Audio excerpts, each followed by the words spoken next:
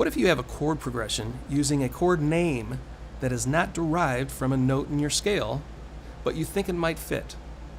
For example, an E5 to an A5 chord progression.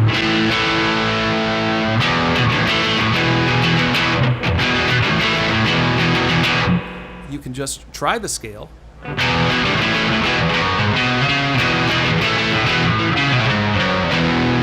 You might get lucky and it'll work.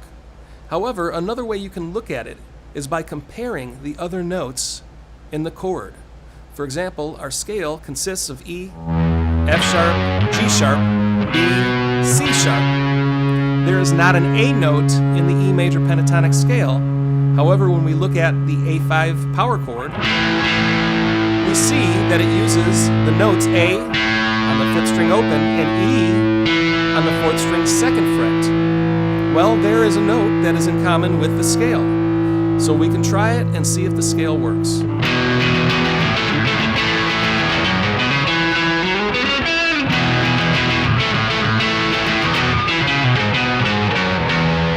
In this case, it does.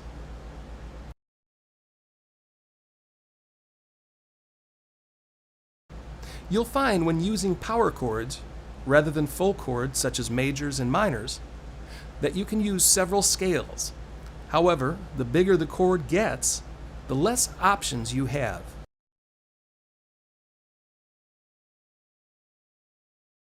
The E5 to A5 chord progression gives us an interesting option by allowing us to use both the minor pentatonic and major pentatonic scales.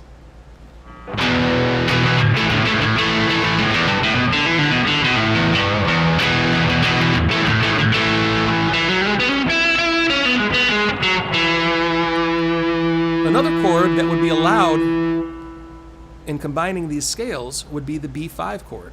As in E5 to B5 chord progression.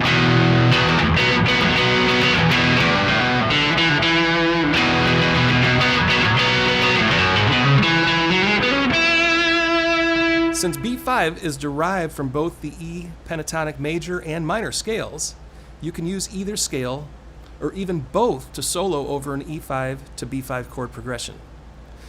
Another interchangeable chord progression in the key of E would be E5, A5, and B5. As we know, all three chords can be played behind the minor pentatonic or major pentatonic.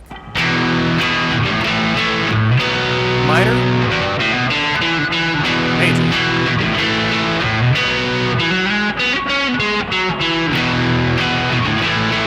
Minor,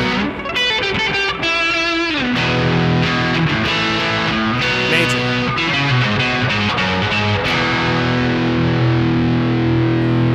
And again, you could even swap back and forth between the major and minor scales for some interesting and contrasting lead work.